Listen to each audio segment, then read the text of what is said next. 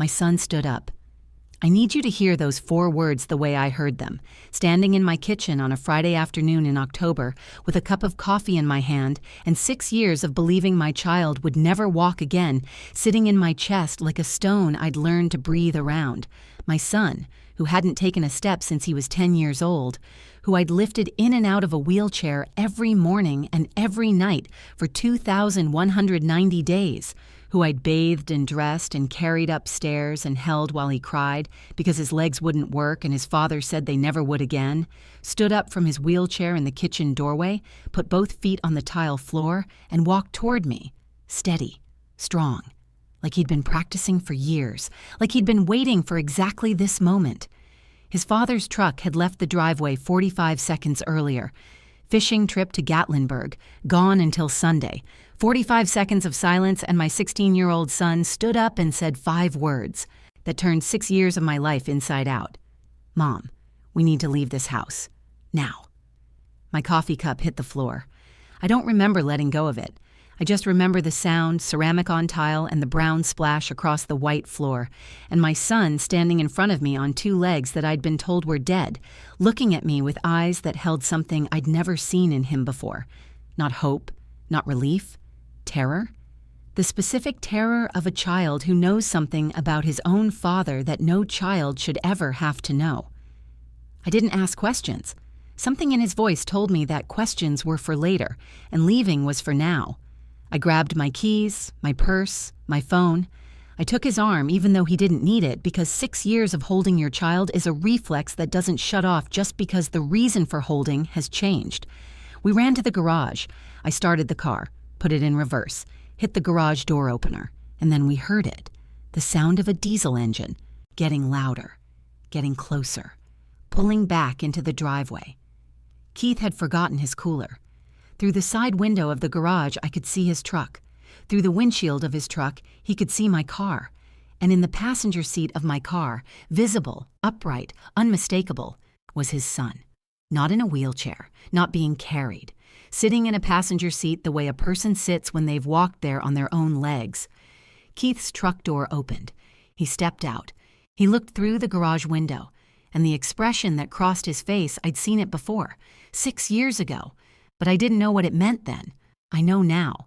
It was the face of a man looking at something he'd broken and checking whether it had healed enough to be dangerous. But before you understand why my son hid his recovery for 4 years, why he waited for his father's truck to leave before he stood up, and what he told me in the car that made me drive 90 miles an hour down Chapman Highway with no destination except away, you need to go back with me 6 years. To a balcony. To a fall that wasn't a fall. And to the lie that kept my son in a wheelchair long after his legs had healed. Before I go further, I need you to promise me something. Promise me you'll stay until the end, because the beginning of this story will make you angry. The middle will make you sick, and the end will make you understand why a 16-year-old boy sat in a wheelchair he didn't need for 4 years, pretending his legs were dead because standing up was the most dangerous thing he could do. And if this story speaks to you, subscribe. Not for me. For every child who's ever had to pretend to be broken to survive the person who broke them. I grew up in Maryville, Tennessee, 20 minutes south of Knoxville, nestled in the foothills of the Smokies, where the air smells like pine and wood smoke and the particular sweetness of a place that hasn't changed much since the 1970s and doesn't intend to. My father, Glenn Hensley, was a high school football coach at Maryville High for 30 years. He knew every kid's name in 4 counties. He called everyone Bud, regardless of age or gender. He smelled like grass and chalk dust and the sweat of a man who believed that showing up mattered more than winning, though he won plenty. My mother, Judith, played organ at First Baptist Maryville for 33 years. She played How Great Thou Art at more funerals than she could count, and Here Comes the Bride at more weddings than she could remember. She had hands that could make a church organ sound like heaven opening its front door, and a temperament that Southern women describe as sweet, but that actually means will destroy you politely if you cross her family. I became an art teacher. Bearden High School in Knoxville. I taught ceramics, painting, and drawing for 12 years. I loved it the way you love something that makes you feel like yourself. 30 teenagers in a room with paintbrushes and clay and the kind of creative chaos that only a person who genuinely likes teenagers can survive. My students called me Mrs. Beckett and drew me pictures that I kept in a folder in my desk that I never threw away. I earned $48,000 a year, and it was worth 10 times that in purpose. I met Keith Beckett in 2004 at a Volunteers tailgate at Neyland Stadium. He was 27. I was 24. He worked construction, project supervisor, the kind of man who wore steel-toed boots and Carhartt jackets and filled a doorway the way furniture fills a room. He was tall, solid, confident in the way that East Tennessee men are confident, quiet authority backed by physical presence. He held my beer while I tied my shoe, and when I looked up, he was smiling at me like he'd just decided something. We married in June 2006, small church, Maryville. My father walked me down the aisle and whispered, "You can still run, kiddo. The car's out back." I laughed. He didn't. Glenn Hensley had coached enough young men to recognize the ones who controlled the game and the ones who controlled the people, and something about Keith had made him uneasy. But Glenn was a man who trusted his daughter's choices even when they worried him, so he walked me down the aisle and shook Keith's hand and said nothing else. My father died in 2018. Stroke. At his desk at the high school, red pen in hand, grading playbooks. The same year, Liam fell. I lost my father and my son's legs in the same calendar year, and for a long time I thought God was testing me. He wasn't testing me. He was trying to tell me something. I just wasn't listening yet. Liam David Beckett was born on March 3, 2008, 6 pounds, 11 ounces. He came into the world quietly, which the nurse said was unusual, and which I now think was appropriate, because Liam has spent his whole life being quiet about things that should have been screamed. He was a gentle child, artistic, like me. He drew constantly, filling sketchbooks with superheroes and dragons and detailed architectural drawings of buildings he wanted to live in someday. He had Keith's jaw and my eyes, and a sensitivity that Keith tolerated when Liam was small and resented as Liam grew. Because gentle boys in East Tennessee are supposed to become hard men, and Keith Beckett had a very specific idea of what a hard man looked like, and it didn't look like a 10-year-old boy with a sketchbook and headphones drawing castles in his bedroom while his father called him from downstairs. Keith's rage. I need to be precise about this because precision matters when you're describing something that people don't want to believe. Keith Beckett did not hit me, not once in 18 years of marriage. That was the line he held and the line I used to justify staying. He breaks things, but he doesn't break me. A glass thrown at the kitchen wall, a door slammed so hard the frame cracked, a dent in the drywall by the staircase that he'd repair the next morning with, spackling paste and an apology and a look in his eyes that said, "See, I fix what I break. That proves I'm a good man." The rage wasn't constant. It was intermittent. 3 months of calm, attentive, present. Keith, who coached Liam's Little League team and grilled burgers at the neighborhood block party and shook hands at church on Sunday. Then one night, a trigger nobody could predict, a bill that was wrong, a driver who cut him off, a beer that was warm, and the glass would hit the wall and the door would slam and the house would hold its breath until the storm passed and the spackling paste came out. I told myself it was manageable because I could predict the cycle. I told myself it was bearable because he never touched me. I told myself it was temporary because he always apologized. I told myself 3 lies every month for 12 years, and the lies became the walls of my marriage. And I lived inside them because the alternative was admitting that the house I'd built my life in was not a home. It was a container. And containers are for things you want to keep, not things you want to set free. He never hit me. But let me tell you what he did do. He hit the wall next to my head. He threw a plate across the kitchen at 6 a.m. on a Tuesday because the eggs were too dry. He punched the rearview mirror off the car in a parking lot because another driver took his spot. He grabbed my arm once, hard enough to leave 4 fingerprint bruises that I covered with a long-sleeve blouse for a week and told my mother were from bumping into a shelf. He never hit me. He just made sure I knew he could. And that knowledge, that permanent low-frequency hum of possibility, is its own kind of impact. You don't have to be struck to be broken. You just have to live long enough in striking distance.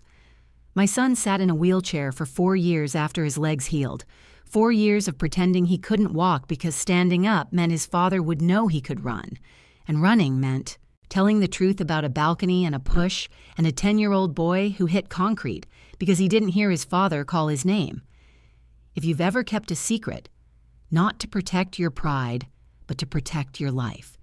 If you've ever stayed still when every muscle in your body was screaming at you to move, because moving meant being seen, and being seen meant being hurt, I need you to stay with me. Because my son carried that weight alone for 6 years, and he was a child, and no child should ever have to be that brave. October 2018, a Saturday afternoon. I was at Kroger on Kingston Pike buying groceries. The list was on my phone. Chicken thighs, broccoli, rice, the ingredients for a casserole Keith liked. I was in the produce section when my phone rang. Keith's voice. Calm, too calm. The calm that comes after. You need to come home. Liam fell. I left a cart full of groceries in the produce section of Kroger and drove home in 8 minutes. The ambulance was already there. Liam was on.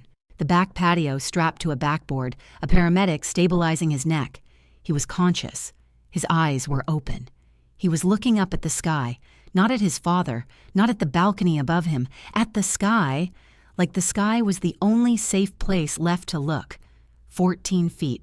Second floor balcony to concrete patio. His back hit first. Keith stood on the patio, composed, appropriately distressed. He told the paramedics, told me, told the ER doctors, told everyone the same story. He was leaning over the railing, looking at something in the yard. He lost his balance. I was inside. I heard the impact. I believed him. I believed him because the alternative was a door I couldn't open and keep breathing. I believed him because Keith was his father. I believed him because 10-year-old boys lean over railings. I believed him because believing the lie was the only way I could walk into that hospital and function, and my son needed me to function. Spinal contusion at T10. The cord was bruised, not severed. Dr. Nina Alvarez, the physical therapist at UT Medical Center's rehabilitation unit, was cautiously optimistic. Spinal contusions can recover, Mrs. Beckett. It depends on the severity. We need aggressive, consistent, professional physical therapy, long-term. She also wrote something in Liam's medical file that I didn't see until 6 years later. A note, buried in the clinical records. 7 words that could have changed everything if anyone had listened. Injury pattern inconsistent with reported mechanism. And below that, bruising on upper arms suggests grip marks. Recommend further evaluation. Nobody evaluated further. Nobody followed up. Because Keith Beckett coached Little League. Keith Beckett volunteered at church. Keith Beckett shook hands firmly and looked people in the eye and stood in hospital hallways with appropriate distress on his face. And nobody, not one person, looked at that face and saw what my son saw from the bottom of a concrete patio. The face of a man checking whether something he broke was broken enough. Keith pulled Liam from Dr. Alvarez's therapy after 6 months. He told her he was transferring to a private therapist who specializes in pediatric spinal injuries. There was no private therapist. Keith brought Liam home, bought a wheelchair, and became his son's full-time rehabilitation manager, which meant no rehabilitation at all. I quit my teaching job. Keith encouraged it. Liam needs you home full-time. I'll handle the money. Another door closing. Another degree of control. I went from a woman with a career in a classroom and 30 teenagers who drew me pictures to a woman whose entire world was a wheelchair, a house, and a husband who managed everything, including the story of how his son ended up in that chair. 6 years. 6 years of lifting Liam in and out of the wheelchair, bathing him, dressing him, driving him to the few medical appointments Keith allowed, a general practitioner who did basic checkups, but no neurological evaluation because Keith said specialists were too expensive and wouldn't tell us anything new. 6 years of homeschooling because Keith said public school wasn't equipped for Liam's needs. Another isolation tactic disguised as protection.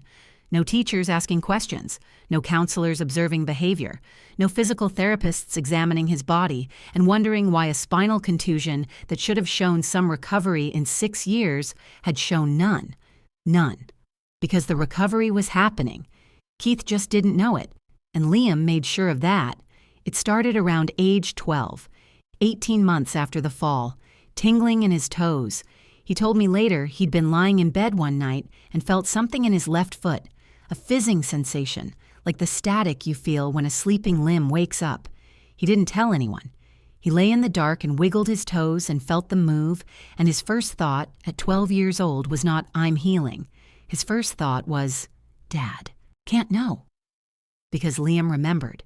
He remembered everything about that Saturday afternoon, the headphones, the music, his father's voice calling from downstairs, muffled through the bass of the song he was listening to, the footsteps on the stairs, the bedroom door opening, the hand on his arm, fingers digging in, the grip that would leave bruises the doctors would later note but not investigate, the drag to the balcony, his father's voice, tight and furious. "When I call you, you answer me. You hear me? You answer me in my house." And then the push, not a shove in anger, a deliberate, two-handed push against his back. The railing hit his waist, his center of gravity tipped, and then air, and then concrete. He remembered looking up from the ground. The pain was so complete it was almost abstract, a white noise that filled every cell. And through that white noise, he saw his father's face above the railing, looking down, not running for the phone, not scrambling down the stairs, looking down, evaluating. The expression of a man assessing damage. Then Keith disappeared from the railing. Liam heard the back door open. Keith knelt beside him on the patio and said, "Oh my God, Liam, what happened? Don't move, don't move." The performance beginning before the ambulance was even called.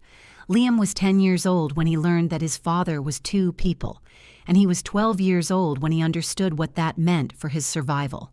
If Keith knew Liam could walk, Keith would know Liam could leave. And if Liam could leave, Liam could tell someone. And if Keith knew Liam might tell someone, Liam would be in danger. The wheelchair wasn't just a medical device. It was a cage that kept Liam visible, dependent, and contained. And the only way to survive inside the cage was to make Keith believe the cage was still necessary. So Liam stayed. He practiced walking at night. Bedroom door locked, lights off, 3 steps across his room, then 5, then 10. He held the bedpost for balance. He used the wall. He fell quietly and got up quietly because noise meant discovery, and discovery meant danger. By 13, he could stand for 10 minutes. By 14, he could walk across his room without holding anything. By 15, he could walk up and down stairs. By 16, he could run. 4 years. 4 years of midnight practice sessions.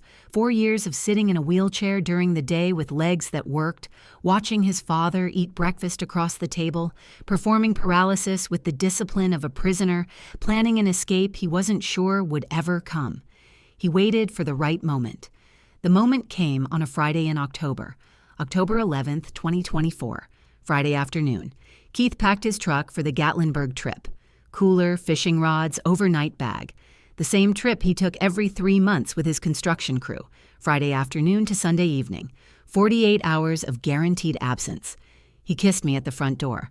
"I'll be back. Sunday night. Call me if you need anything." Standard script. Same words every trip. The performance of a man performing fatherhood and husbandry with the consistency of someone who's memorized lines but never understood the play. He hugged Liam in the wheelchair. "Be good for your mom, buddy." His hand on Liam's shoulder, the same hand that had pushed. Liam smiled up at his father. The performance of a son performing love for a man he was terrified of with the composure of someone who'd been acting for 4 years and had gotten very, very good at it. Keith's truck backed out of the driveway, down Westland Drive. The diesel engine faded. 45 seconds of silence. I was in the kitchen pouring coffee. I heard something behind me, a creak. Not the wheelchair, something different. The creak of weight shifting onto a floor in a way the floor hadn't felt in 6 years, the sound of standing. I turned around. Liam was there, both feet on the tile, legs thin but steady, arms at his sides. His face was white, his jaw was set, his eyes held something I'd never seen in 16 years of looking at my son. It wasn't hope, it wasn't joy, It was the focused, terrified determination of a person who's about to do the most dangerous thing they've ever done.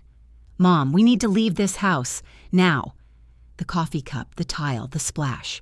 "You know this part. You were there at the beginning." "Liam, I've been able to walk for 4 years. I'll explain everything in the car. But we have to go right now. Please, Mom, right now." I didn't ask another question. Something in his voice, something ancient and heavy and absolutely certain, told me that this was not a conversation. This was an evacuation. 6 years of caregiving had tuned my body to respond to my son's needs without thinking, and his need right now was to run. Keys, purse, phone, his arm, the garage, the car, engine, reverse, and then the sound. Diesel, louder, closer, the crunch of tires on. The driveway gravel, Keith's truck, pulling in. He'd forgotten his cooler. It was sitting on the garage floor 12 feet from the rear bumper of my car, packed with ice and beer for a trip he wasn't going to take anymore. Through the side window of the garage, Keith could see into the car. Liam was in the passenger seat. The wheelchair was in the kitchen doorway, empty. Liam was sitting upright the way a person sits when they've walked to the car and sat down under their own power. Keith's truck door opened. He stepped out. He stood on the driveway and looked through the garage window, and I watched 6 years of lies reorganize themselves on his face in real time. Confusion first, then understanding, then something else. Something cold and sharp that lived underneath the Little League coach and the church volunteer and the man who spackling pasted over the dents in the wall every morning after the storm. He started walking toward the garage. I didn't think.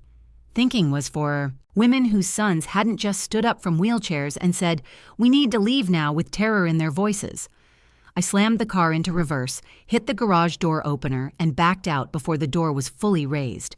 The roof rack scraped the bottom edge of the rising door with a sound like tearing metal. Keith jumped sideways. I missed him by less than 2 feet. I threw the car into drive and hit the gas.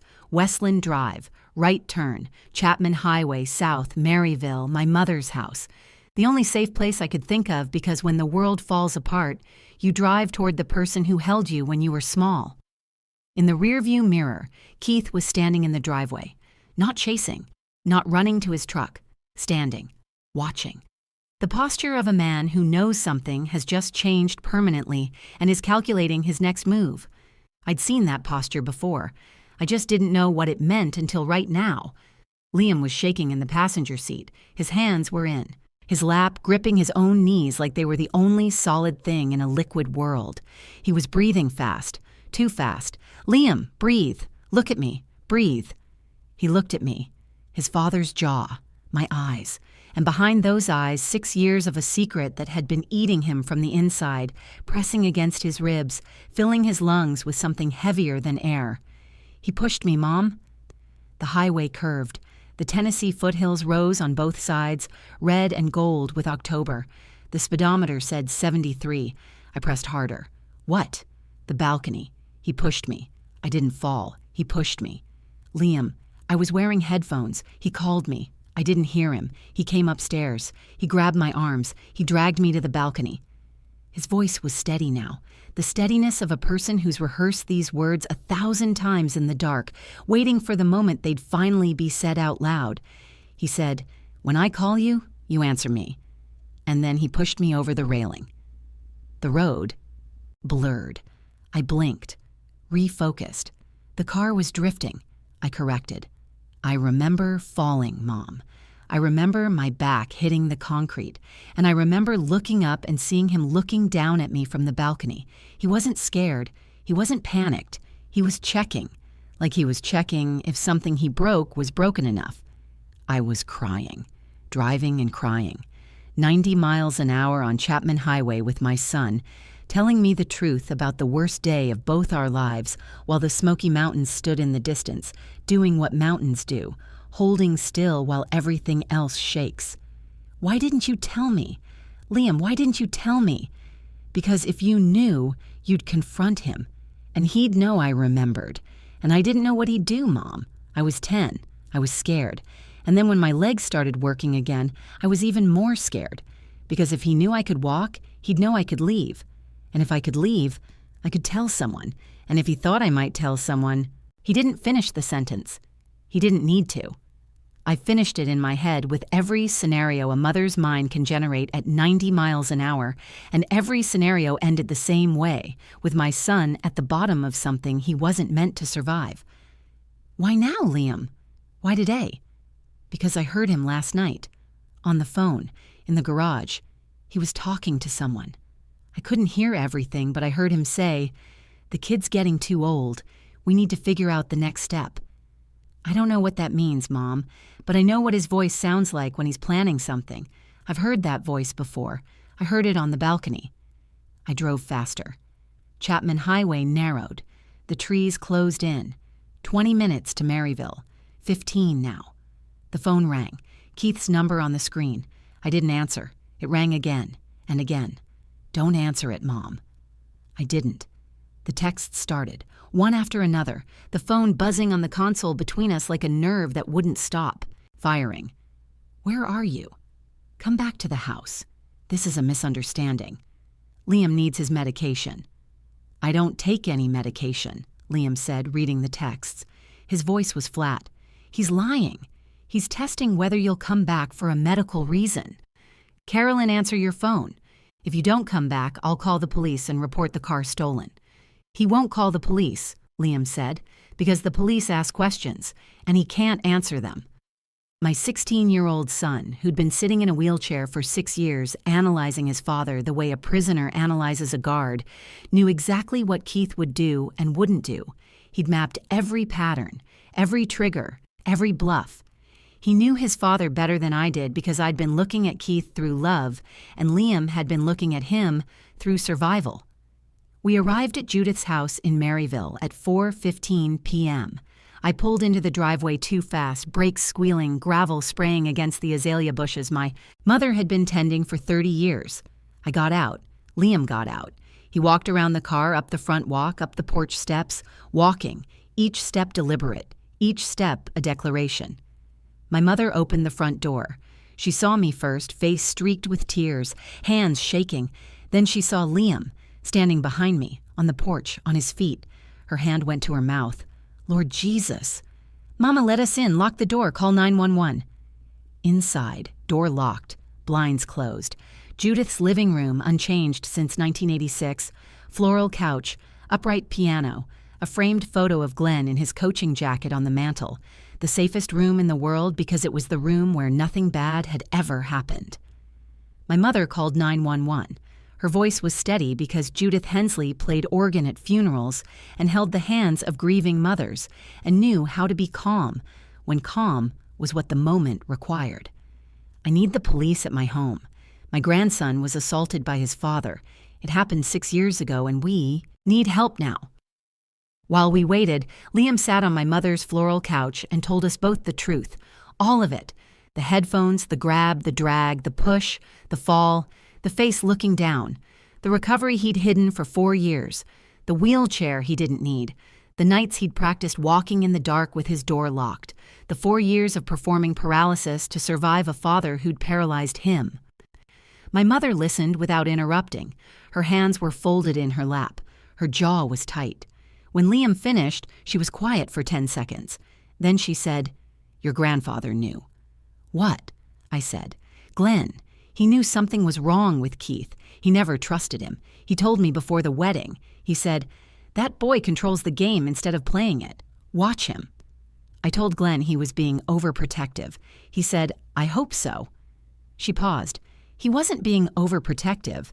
He was being right." She looked at Liam.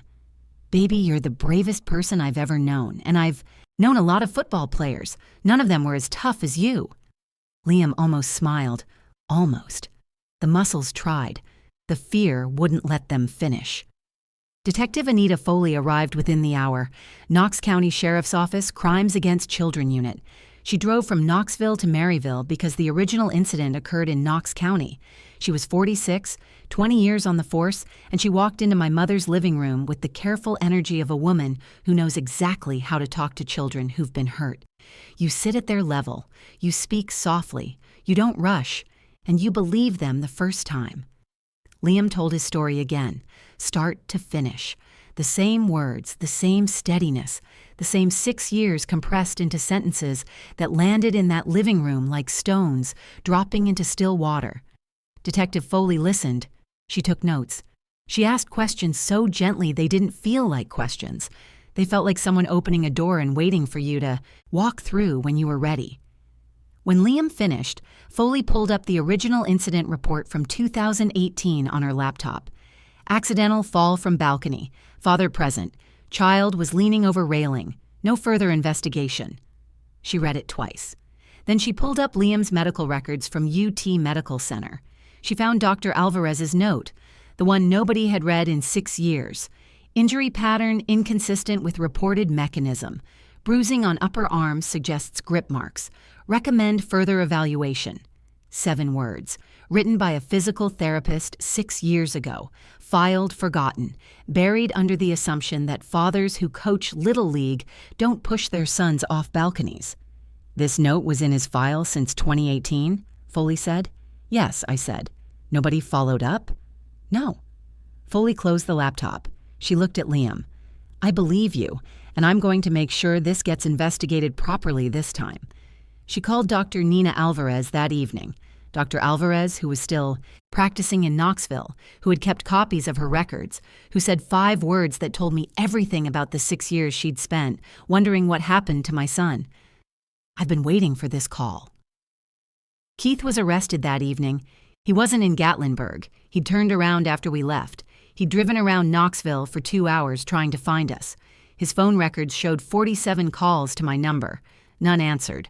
Knox County deputies found him at a gas station on the Sevierville Highway. He was sitting in his truck in the parking lot, engine running, staring at his phone. When they told him why he was being arrested, aggravated child abuse, aggravated assault, false reporting to law enforcement, his response was immediate and practiced, the same way his response to the paramedics had been immediate and practiced 6 years ago. The boy fell. He's confused. He's been in a wheelchair for 6 years. His mind isn't right. The arresting officer, Sergeant Bill Hutton, looked at Keith and said, Your son walked into a house in Maryville tonight on 2 legs, Mr. Beckett. His mind is fine. It's your story that isn't right. Keith went silent after that. The silence of a man whose story had just been outwalked by the child he'd pushed off a balcony. The case built fast. Dr. Alvarez's original records documenting grip mark bruising inconsistent with a fall. Liam's detailed testimony, consistent, specific, corroborated by physical evidence. The injury pattern analysis by a forensic specialist who concluded that the impact site and the spinal damage were more consistent with a forward push than a forward lean. Keith's own behavior, pulling Liam from professional therapy, refusing specialist care, homeschooling to prevent outside contact, all of it forming a pattern that ADA Cheryl Underwood called one of the most disturbing cases of prolonged child abuse I've seen in 18 years. Keith's mother, Barbara Beckett from Sevierville, called me once. Her voice was a fortress of denial. Keith would never hurt that boy. Liam's confused. He's been sitting in that chair too long. His memory isn't reliable. Your son pushed my child off a balcony, Barbara. Your grandson spent 4 years in a wheelchair he didn't need because he was too afraid of your son to stand up. Don't call me again. She didn't call again. Some sentences don't leave room for a response. Keith was charged with aggravated child abuse, aggravated assault, false reporting to law enforcement, and child neglect for withholding professional medical treatment. The evidence was overwhelming. His attorney advised a plea, 14 years, Tennessee State Prison. In the courtroom, before the judge accepted the plea, Keith looked at Liam. Liam was sitting in the gallery next to me and my mother. Sitting. Not in a wheelchair, in a chair. A regular wooden courtroom chair that he'd walked to and sat down in the way any 16-year-old boy sits down, casually, easily, like it was nothing. Like it was everything. Keith's eyes moved from Liam's face to Liam's legs to Liam's sneakers, the sneakers he hadn't worn in 6 years, and something in Keith's face collapsed. Not guilt, not remorse. Recognition. The recognition that his son had been watching him for 4 years from inside a cage Keith had built, learning his patterns, studying his weaknesses, waiting for the one moment of vulnerability, and then standing up and walking out. Keith was outsmarted by the child he underestimated, and the wheelchair, the thing he thought kept his son contained, had been the place where his son planned his escape. Liam started real physical therapy with Dr. Alvarez. She cried when he walked into her office for the first time. A physical therapist who'd written a note 6 years ago that nobody read, watching the boy she'd been worried about walk through her door on his own feet. "I knew," she said. "I knew something was wrong 6 years ago. I wrote it down. Nobody listened." "Someone's listening now," Liam said. He enrolled in public school for the first time since he was 10, Bearden High School, the same hallways I used to walk through carrying art supplies and coffee and the quiet satisfaction of a woman who loved her work. My old classroom was on the second floor, room 214.